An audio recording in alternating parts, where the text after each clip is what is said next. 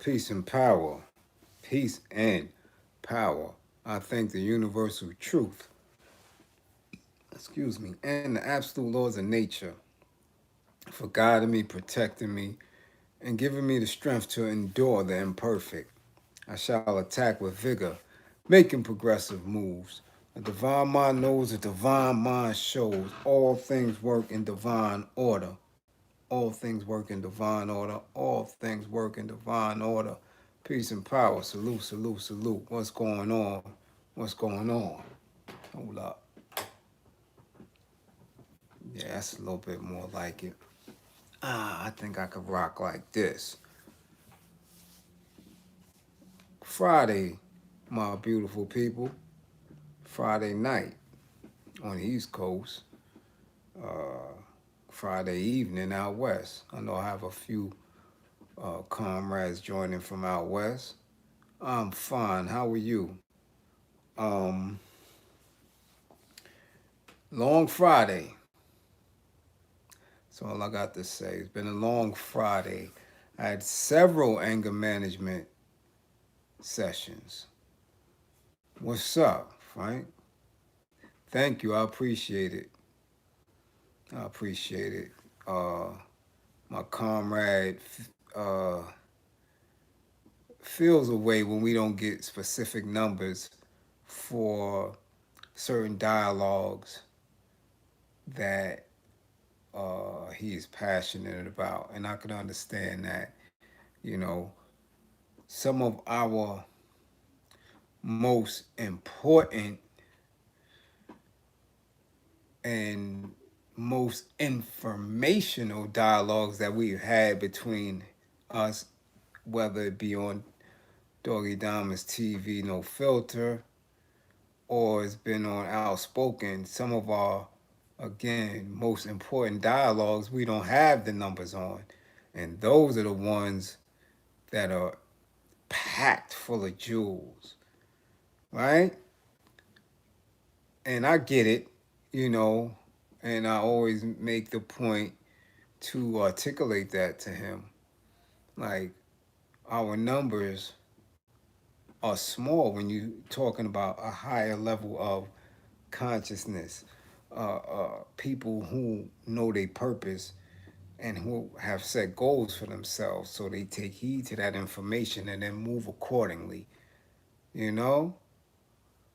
And yeah, just like White House, you know? So, excuse me. So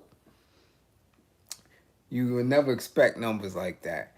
But for me, when I see it, and I'm like, wow, 6,000 people really listen to what I had to say, man, you know, you dig? Um, yo, I get excited because I'm like, shit, 5,000, 6,000 people listen to me. If I could get 10 of them to really understand what I'm saying, shit, we gonna turn up. They just don't know what I'm doing here. You understand? And people don't know that I am secretly and slickly getting into their soul. A lot of them don't realize that. So I'm in your soul, it's a problem. Mm. For Whitey, you know? But yeah. Anyway, today, book. Book of the day, even though it's dark out. Our book of the day, because I know people be waiting for it. So let me get a little drum roll.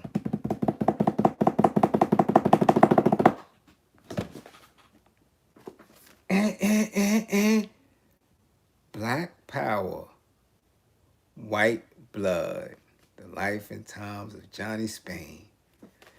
How many people read this book? Well, shit, there's only 4 of y'all in the building. So how many of y'all read this book? What do you mean you writing it down? You never heard of this book. You never heard of this book? Hold up. Because I know E like to do screenshots. Eh?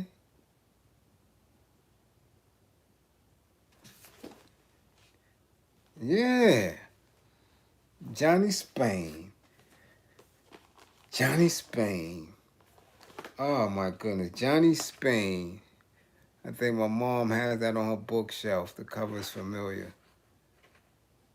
Oh man, I got it, and no, I never heard of it. Where y'all from?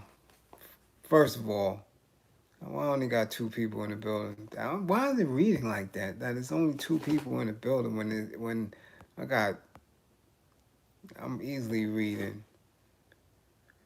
six, seven, eight, nine people. This thing is dumb. Okay, Newark, New Jersey. All right, Brooklyn. You live in Rochester. You a flat leaver. How you gonna leave us like that? Brooklyn, you go to Rochester. Peace, man. Oh, Newark is in the house. Yeah, Newark. My cousins in them. My crazy cousins is in Newark. Y'all don't know my cousin Seth? Seth is doing a lot of work with Tretch and his name of his organization is Getting Our Youth Back.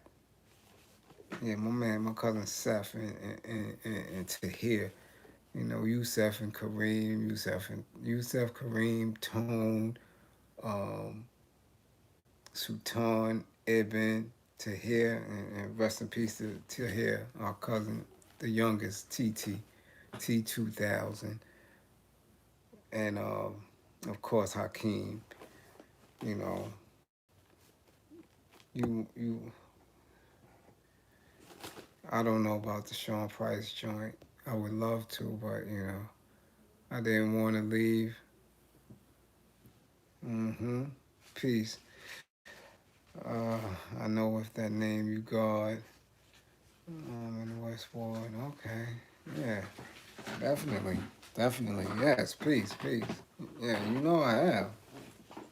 Peace. Our self Lord and Master. All right. That's right. Last time I visited was 7 years ago. Louisiana in the house. What up? What up? What up? Salute. Salute. Salute. The South Ward. Okay. Okay. Okay. Well, let me get back to the book of the day. Johnnyspain. Johnnyspain. Uh, this book is important because, as you all know, um, if it's somebody that I uh, just adored more than any other person that I've read about is George L. Jackson. As you can, y'all see. Can y'all see my tat? Let y'all see my tat, right? Boom. Blood in my eye. Right? That's how important George was to me and is to me. And of course, East New York.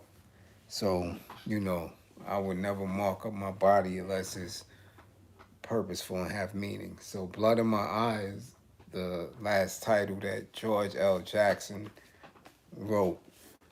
And, you know, that's going to always be the last book that I tell people to go get because you really have to be ready for it. That's why everything else is spoon fed to you because that's a title that you have to read every single day and you will have to live it to understand where we need to be when we're speaking about liberating our people.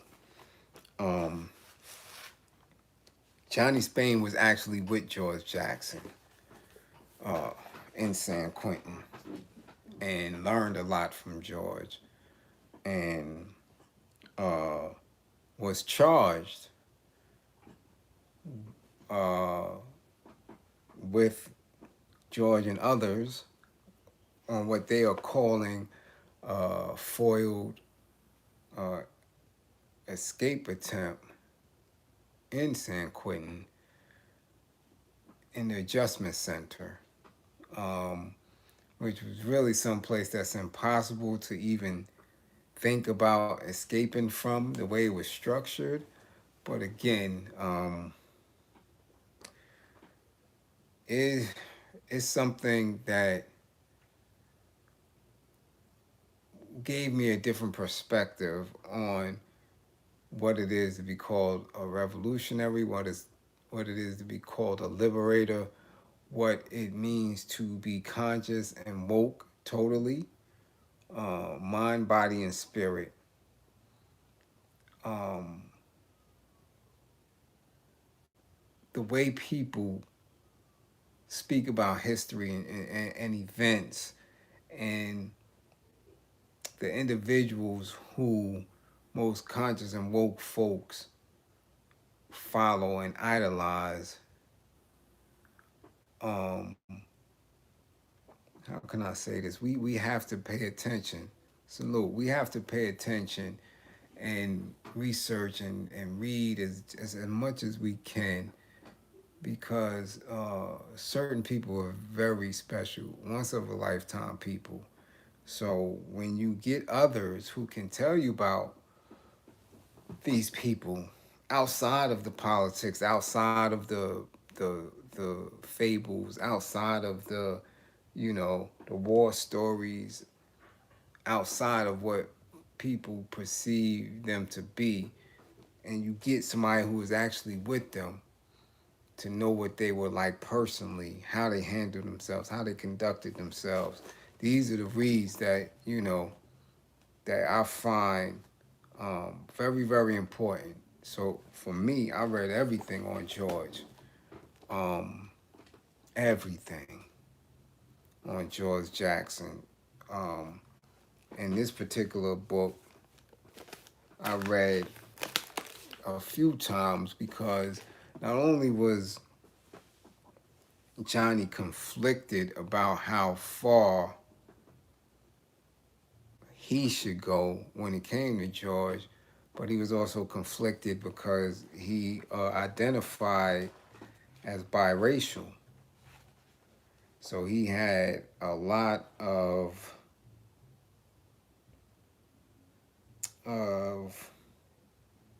issues with that, you know?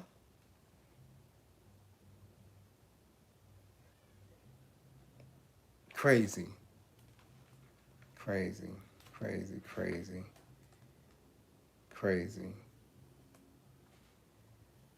Um, yeah, I don't want to get too much into Johnny. All right, peace, peace, peace, peace, peace, peace. The Shakors were no joke. They they broke comrades out of prison. Mm-hmm. Salute, salute, peace, peace. Well, the Shakors was a different breed. They're very different breed.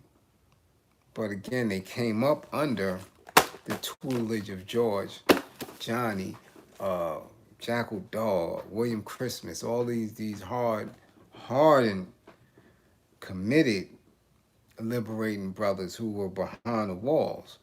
So they didn't play with it. They had no choice. And the level of study and research was intense. Right along with salute, salute, salute, salute, Rudy Lowe. What's good with you? Along with the brutality that they faced on a regular basis. So, when you have those people who are the examples for Panthers, examples for the BLA, right? When you have those people as examples that are guiding you, that are mentoring you, you have no choice but to be like the Shakors. You talking about the Shakors was a great family, um, very committed. But again, I don't want people to make the assumption that the Shakors, the PLA, and several other organizations weren't working with white folk, right? It was a very different time. And a lot of them had European comrades, had Asian comrades. It was a very, very different time. So This is why I always encourage you to read other titles, read other books that don't specifically come from us, because then it will broaden your scope, right? It will broaden your scope because you have to see outside of everything that we consider black, that we consider melanated. That vibration, that is what binds you. That is what gives you purpose and makes you a solid individual. But in order to beat this, in order to become liberated, in order to make the proper moves, you have to learn from people who created it, who sat amongst that, who lived that life. Y'all understanding me? You have to read about people who fought and won. And that comes from Irish people. Because if you think the IRA wasn't getting down, if you think for 1 second that some of your elders that are still behind the walls, or that who was in the street and successful with it, if you think they wasn't rocking with the IRA, you're mistaken. If you think they weren't working with uh, the most radical Puerto Ricans on the island that made it to the States, you're mistaken. If you think they weren't working with Asian, right, learning from comrades who are native to China, native to Vietnam, native to Cambodia, if you think that they weren't learning from them, because you got to understand during that time it was people's revolution, it was a global revolution, because they were trying and making attempts to free the world. Do you understand? They were making an attempt because again, the euros was compressing. They was making an attempt to get people boxed in so they can move throughout the 70s. Right, yes. Michael Connor, yes. To make it past the 70s, the 80s, the 90s, and on to the new millennium. So they had to have attacks all over the globe on melanated people. So they were in the Philippines, they were in Cambodia, they were in Nam, they were in all in what they're calling the Middle East. They was in Beirut, they were in Turkey. You understand what I'm saying? Libya. They were all over, right? And everybody looks to us because nobody is more ingrained in American society, in the corporation of America, more than us. Nobody knows like we do. We know what they smell like. We know what they feel like. Some of us know what they taste like. We know the sting of their whip. So everybody is pushing for us to become stronger, to lead the charge. And because over the last 5 or 6 decades we haven't led the charge, now the rest of the world, resents us. And most of us resent ourselves and resent the people. Because again, that hope, that wanting, it's just like when your favorite team don't win the championship. It's a domestic violence. It's an intimate relationship, intimate partnership relationship, and it becomes disgusting. It becomes toxic. You start fighting each other, hating each other, can't stand the sight of each other. You dig? So that's what happens when people looking at us and they say, well, damn, they can defeat these people easily. Why don't they see that? right? This is what the rest of the world is saying. And then they get examples of us wearing dresses in hip hop, beating our women, right? All type of misogyny, have our women in strip clubs, on a track, on a whole stroll, right? They witness us abandoning our children, fatherless children, parentless children. They watch us be involved in criminality and continuously filling the jails, or they watch us, right, at the altars of false religion and things of that nature. So they fall back and they say, well, fuck it. If you're going to allow the Euros to do it, we're going to do it too. Which is why the Chinese, other Asian lands are running into the continent. Fuck it. And that's what it becomes. Everybody living off you now. Like, well, you didn't want your liberation. You didn't want to be free. You didn't want to be powerful. So, shit, if they're going to do it, we might as well get a piece too. So that's what it becomes. You understand? But initially, we had many allies. Many people were rooting for us, and we worked with a lot of individuals. That's why the shit cause was so strong. If y'all don't know about Sister Kate, Katie Bodine, hey, she was not playing. So if you know about the Shakars, you know about her. Straight Euro, straight white chick, busting hammers and all that, funding operations, all that, getting busy, arm in arm with the Shakars. So again, you know, you have to be in a space now where you are truly uh, researching in the right direction, being able to comprehend and articulate what you're reading, even though and even though some of the information may be false or not conclusive, you have to use your analytical eye and ponder on that and utilize what you can utilize, take out the best part and make it applicable to how you moving. Understand that. Understand that. So again, it's better than allowing people to lie to you, allowing people to continue to make you feel less than you are. So again, this book is about the life and times of Johnnyspain. Um, I suggest everybody get it, and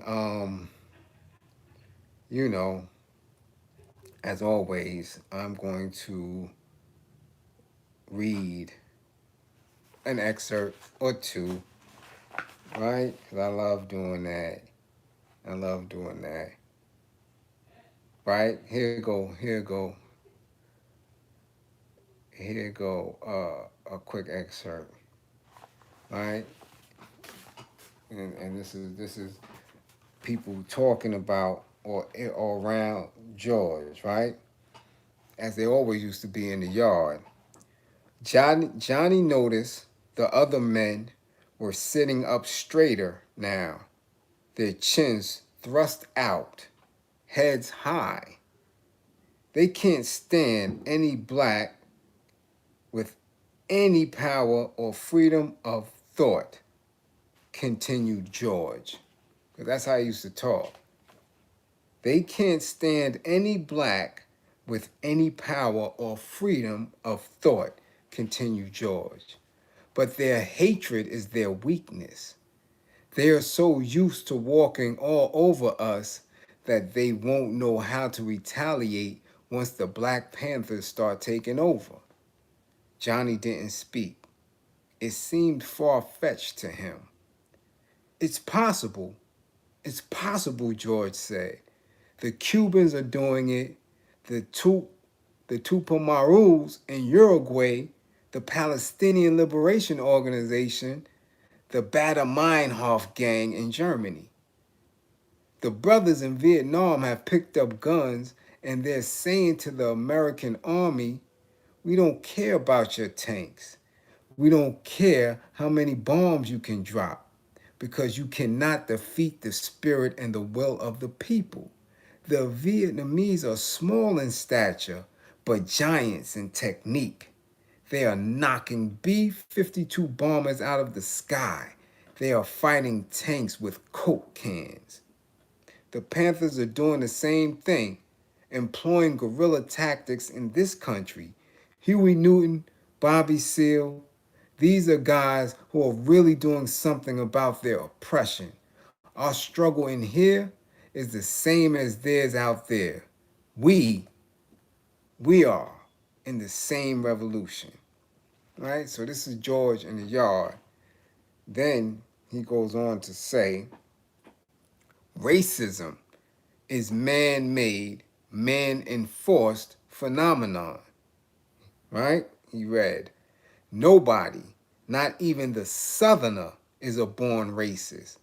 People learn to discriminate, learn to segregate, learn to believe that whites are better than blacks, learn to think and fear that Negroes want to rape white women, learn to think of and to treat black females as though they were animals.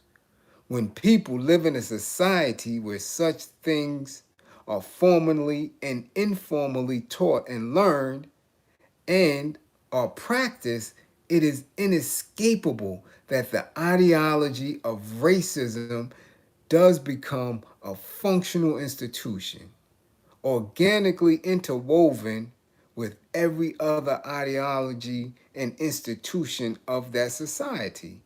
Thus, racism in America is as much a part of the American way of life as Protestantism or big business. Protestant, right? Protestantism, right? Or big business. I am referring to our social structure, our economic and political system, and the way power, jobs, and life opportunities are distributed in America on the basis of physical characteristics. All right? So you getting that, right? You getting that, right? This is what we talking about. I think it's going to take civil war. And listen, what I'm saying. We are the leadership, right?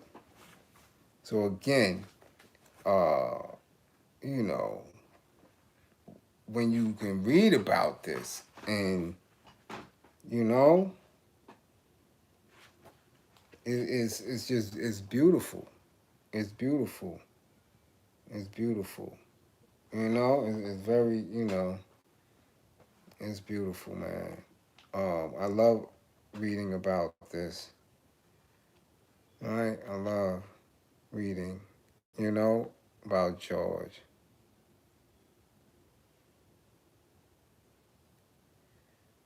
And what took place during that time. But not only did I read, right, what was going on here, because remember, Johnny was on trial. They was trying to give him the death penalty, man, for this, yo. And he made it home. Yeah, this shit was crazy, man. You know, that whole time. And not only do I read books, right? Biographies, autobiographies, uh, journalistic texts, but I also read the law books. And any law library you go to, you can read these cases, right? Any case that George had, you know, especially with this, um, was ridiculous. George cases in the federal law books, right? And you go in there and you see that because of George, uh, federal penitentiaries are classified the way they are classified as far as supermax and max. You understand? The way people go to trial. Again, back then, of course, what they did to Bobby Seale in Chicago, They did it to George in California, where they had them shackled and things of that nature while they were in court. I mean, you just have to understand the bestiality of these people, how they, how they are, how they view us, not only because of what, you know, they force themselves to believe about us, but how they treat us, not only because of their fear and guilt, but because they don't know. They just don't know our response once we're in motion. It's a hell of a thing to watch people become aware of themselves, watch people come out of the mode of servitude, come out of the mode of fear, come out of the mode of low self esteem, come out of the mode of not having purpose. It's something that, the fear that they have is paralyzing. Again, when you watching these movies and films and you seeing these images, damn, Birth of a Nation. When you watching them in King Kong, when you watching all these movies, the evil is always a representation of us. And what's evil to them is us finding our purpose. That is the most terrifying thing for them, is us finding our purpose and utilizing our universal gift in physicality to take that back and rename ourselves. It's terrifying for them, paralyzing, because back here in the subconscious, that is all they think of the day the niggas wake up. I'm telling you, there is no threat level that compares to that. None. They had that bullshit levels, green, yellow, orange, red. That shit is nothing when the majority of the people who are in leadership, right? Because the people are going to breed the new leadership. When that consciousness is there, you're going to see them act a fool. You're going to see them move the same exact way they did in Reconstruction. They're going to make an attempt to. That's what this shit is all about. I have to understand what this pandemic is about. Again, I don't care what philosophy people choose to walk with. I don't care what theory. I don't care what theology. I don't care about none of that shit. I deal with military science, guerrilla warfare, because there's nothing but truth in it. It's finality. You move a stolen nation. You move a society full of oppressed people using military strategy and tactics. You have to understand, all this other shit don't matter, because all of it is something that is supposed it work. Planning, but it might work and might not. But when you dealing with warfare, when you're dealing with military, arms of police, security things, that is what you have to concentrate on. So it don't matter if somebody's walking around with a red, black, green flag, and don't matter if you got a black school. That shit don't matter. when you are behind enemy lines. Don't matter. Anytime they want to, they could smash that. So when I hear people talk about museums and donating and all this other, that shit out of here. What's the sense of having a museum when you're in the middle of a war that you are losing? That's dumb shit. That's ignorant nigga shit. That's lower level thinking. That's what it is. That's what it is. When we don't have an army, when we don't have hospitals that we run, garrisons that we own, to be able to take our wounded there, protect them while they are getting treated, and get them back to the battlefield. What sense does it make to stake claim museum? What is it going to show you? What is it going to show you when you're in the middle of a war? Make you feel even lesser than you feel already? Is it going to be honest? How much research has really been done on that front? Again, we don't have anything. We need to be in preparation to have everything to fight this from a military perspective, because this is a warmongering country. This is a warmongering country. There is nowhere on the planet that they have not gone, that they have not spilled blood in the name of that flag, utilizing soldiers who took an oath to that flag. Nowhere. They don't come with books. They come with guns. Peace, peace, peace, doggy. What up? So you have to understand that. Without an army, you're shit out of luck. And without hospitals and doctors who pledge allegiance to the soldiers, to the people, to the freedom fighters, we have no structures in place.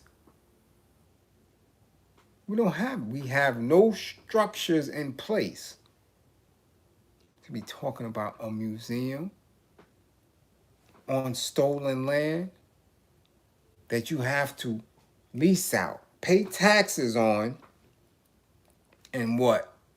Who's going to secure this museum? Or you're going to have a security system, and if somebody breaks in, your enemy soldiers is coming. If that makes sense to you, that makes sense to you. That shit makes about as much sense as Juneteenth to me. But again, since it's coming from a slick orator, right? Another slick-tongued bastard, people are running with it. Okay. I'll get tired of saying, I told you so. But I'm telling y'all so right now, this is another money grab. Ain't no different than Umar asking for bread for a school. Don't make any sense whatsoever. All right? He would have did better with trying to get people to invest in that town that little group of black people bought in Georgia that we never heard of again. Ever heard from that again? I sent my co-defendant there. I sent my crimey there to see if that was actually a town owned by black people. And he went there. Nothing was there. Nothing was there. Because he went there to help them build. Do y'all need hands to go and build? Nothing. Not only was nothing there, he said it was dead smack in the middle of Confederate company, a Confederate county. So,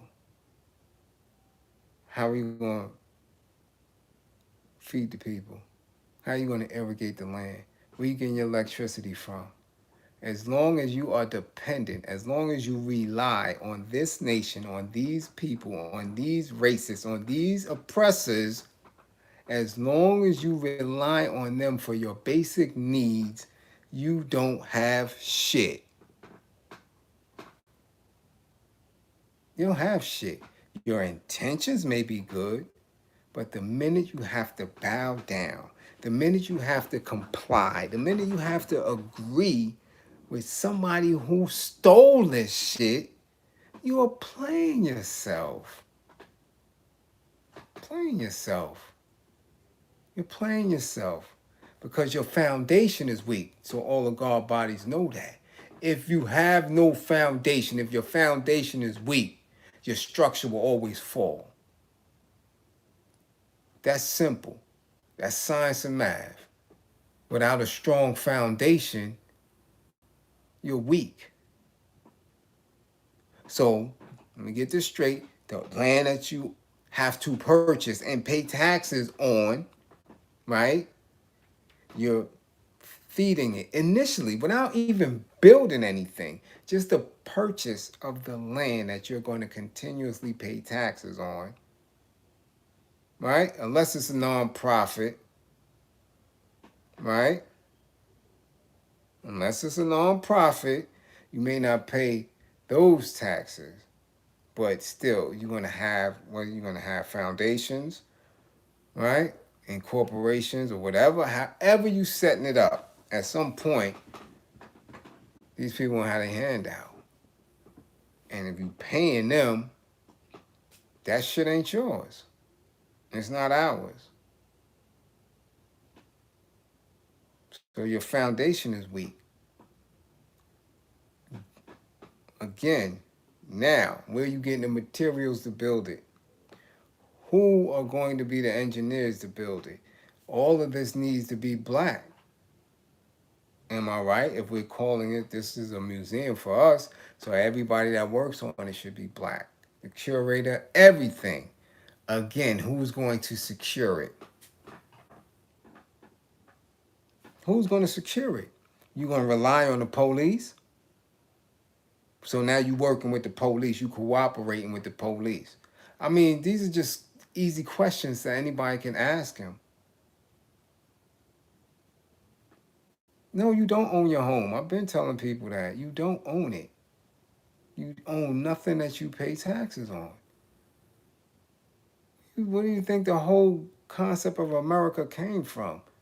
Fuck that tea. This is the Tea Party. Fuck that tea. We don't want that shit. We're not paying taxes to Mother England for this tea. Fuck out of here. That's a dry extortion. Taxes are a dry extortion. You tell me I bought this house with mine, with money you claim was mine. I bought it. Why am I paying taxes on it? When you go buy a loaf of bread, after you buy it and you pay that little sales tax, that's it, right? You eat the bread. Good, gone. Do you still go back to the store and pay taxes on it? No, because you bought the bread, you paid that tax for it, for whatever it was, whatever the state tax was. And some food items are not taxable, right? So again, right? That's yours. You don't go back to Pathmark or ShopRite and they don't keep a record and say, yeah, well, you bought this bread, you bought that loaf of bread 4 months ago, you still owe us taxes on it. That don't work like that. That you ate it, it's gone. So now you buy a car, you pay taxes on it?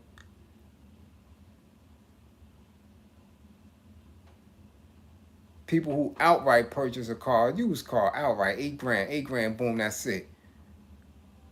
That's your car. You're responsible for fixing that car, all that, but you pay for insurance for, say you even got basic liability. At the end of the year, there's a luxury tax on that whip, or there's a tax on that whip. Some states have it, some states don't. But at any time you buy land, you have federal taxes. Some, if you're in New York, you know how they give it up, especially if your ass in Long Island. You got a federal tax, state tax, county tax, and a town's tax. Every year. So come on, man. Who are you fooling? Who they fooling? And we just watched, well, somebody just sent me a video of the brother Tony, the closer, trying to withdraw $100,000 out of the bank. So we all know he up. We all know he made several real estate land purchases. All that. He's up. Salute to him. Couldn't get $100,000 out of the bank. Could not get his money out of the bank. He wanted $100,000 in cash. Why he can't have his money? He's up. He's multi-millionaire. Why he can't get it out? We don't have that much cash on hand. How the fuck you don't have that much cash on hand if you telling me I'm worth this and this is my bank? This is where I'm banking. You can't give me mine? You understand that? Do you understand that? So that means I'm not liquid. Yeah, his own money. Go ahead. It's running around Instagram. Man told me he got to come back after Tuesday because they don't have that much cash in hand. This is a bank. This is a national bank. Bank of America. You telling me you don't got 100 grand back there in the safe? Fuck out of here. You're lying. And they say he said it happened to him several times. So now, how can y'all ever think that somebody like Jay or any of them could go and get $1 million out? They're not liquid. They don't own shit. So it's what somebody is allowing you to put on paper. Somebody is saying that this is what you're worth. This is your value. Based on what? Again, he's only the closer, right? So he found a way to purchase land, flip it, do all this stuff, but he didn't build a house himself. He didn't put the land there. The shit been here. So therefore what?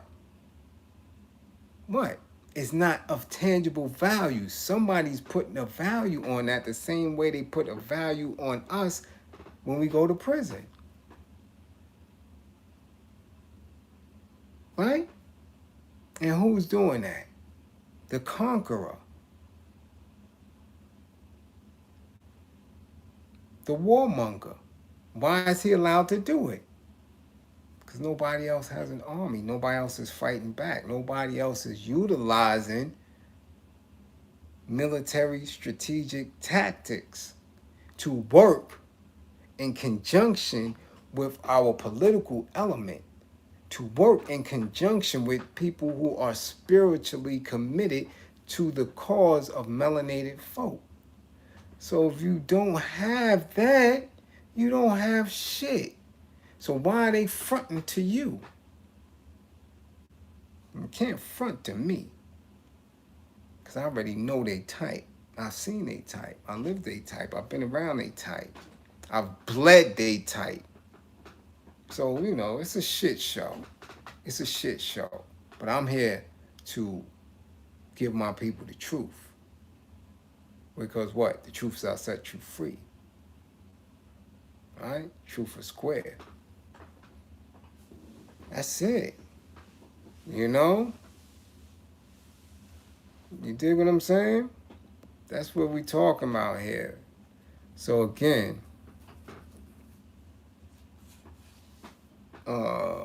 when you purchase when you purchase your home on the title, you are still the tenant, not the owner. Exactly. So again, get this joint here, yo. It's the book of the day, Black Power, White Blood. Johnnyspain. You dig what I'm saying? You're going to enjoy it. You're going to love it. You're going to love it. All right? And again, I always tell you, you know my spiel. Don't believe in me. Believe in my belief in you. It's the beginning of the weekend. I need everybody to make sure that they get back to me with 10 fingers and 10 toes. It is not your mission. It is not your task. It is not your job to get into any confrontation with any knucklehead, with any lower level thinking individual, without anybody who does not love you. That is not in your plan. Your plan is to live out to your full potential. Your plan is to study and strategize. Your plan is to win and become liberated. We don't have time for squabbles with nothing ass individuals who are not aware of themselves and definitely not aware of you. So they cannot, it's impossible for them to love you. Your job is to make it back to me so we can educate one another, so we can build, so we can win at this shit. This is how we move. You dig? So that's the book of the day. Get back to me. Maybe even tomorrow for the next book of the day. But again, don't believe in me. Listen, I don't care how hard you think it is. Redirect your thoughts. I see what's going on in Newark. Redirect your thoughts and militarize your home. Militarize yourself. It's a consistent militancy. It's a mind state. Wherever it's drama, you not supposed to be in that space. Understand that. If you on a block and the block is hectic, move. If it's saturated and every house on the block is in a regressive energy, move. Move. Simple. Got to get up out of there. Especially when you don't have a comrade around you to help you, to feed off each other. I'm serious. If Newark is popping like that, move your ass to Elizabeth. Go to one of the P-towns. Get your ass out of there. Get out of there. Can't sit in a pocket of bullshit. Nah, you ain't no martyr. We had martyrs already. We seen what they did to Malcolm, Medgar Evers, Martin. Nah, we learned from that. There's no more martyrs, yo. We kill them. We not die. Yo, I want to die for my people. Hell no. Nah. Dying is over. We past that stage. We elevating. We putting bodies in the dirt for our people. Ain't no more losses. We not taking no L's. We did that. That shit is old school. We did it. Ain't no more fighting a good fight. As Doggy said, them niggas got to die. Some of them got to go. You don't sacrifice yourself for no one. And that shit get too thick, retreat. Come back to fight when you can win.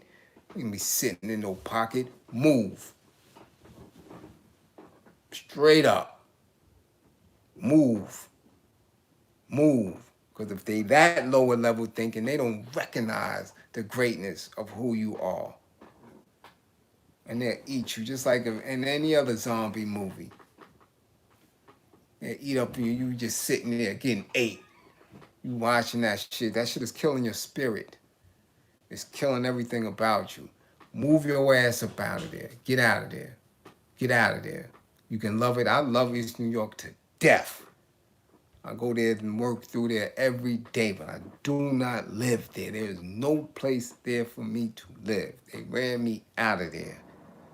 Gentrification ran me out of there, and I'm good with it. Because all the work that I did there, all the work that I put in there, all the work that I continue to do out there, it's unappreciative. Our people are fucked up. Simple as that. Until that consciousness hit, until the conditions force an awakening, come on, man. We ain't martyrs. We not here for that. We seen what it looked like. Yeah, all right. Or Malcolm, yeah, fought the good fight. And they killed them. Black men. I don't care who organized it. I don't care who said what. I don't care who whispered. Black men were involved. Not gonna be me. Not going to be me. And it ain't gonna be you. So move. Move. Got a black ass mayor who was born. Ross was born conscious. And he can't move and shake the city. Nah. Get your ass out of there if it's like that. Alright? But again, I love my people. Welcome all forms of the struggle. Share the vid. Man, cash that. That's how we do it. We support each other to the fullest. You dig? Right, you live around the corner from them. And they struggling. They trying to do everything that they can do. But, yo, I'm serious, man. It's going to be some shit. We haven't seen nothing yet. We haven't seen. My soul cries every day in Brooklyn when I see that shit, man. Our people are twisted. If y'all think for 1 second that we are better off than we were in the 60s, shit. You ain't looking with the right glaze. I'm going to tell you that. Glaze or gaze. You just not looking. Our people are twisted. Mentally shot. I just was happening to go through the channels yesterday and seen growing up hip hop, and I'm like, what the fuck is that? That ain't got nothing to do with hip hop. Nothing. That shit look crazy. They got Tretch looking crazy. Fuck, you got my daughter sounding like this, looking like this. I'm Tretch. Pepper looking stupid, crazy. Nah. Our people mentally is shot. I'm telling you, we got a long way to go. Long way to go. Long way to go, man. Long way to go. We got to do theory, practice, failure, success. Theory, practice, success, failure. Theory, practice, moving. Got a lot of work to do. All right? So again, be well, eat well, love on each other. Salute.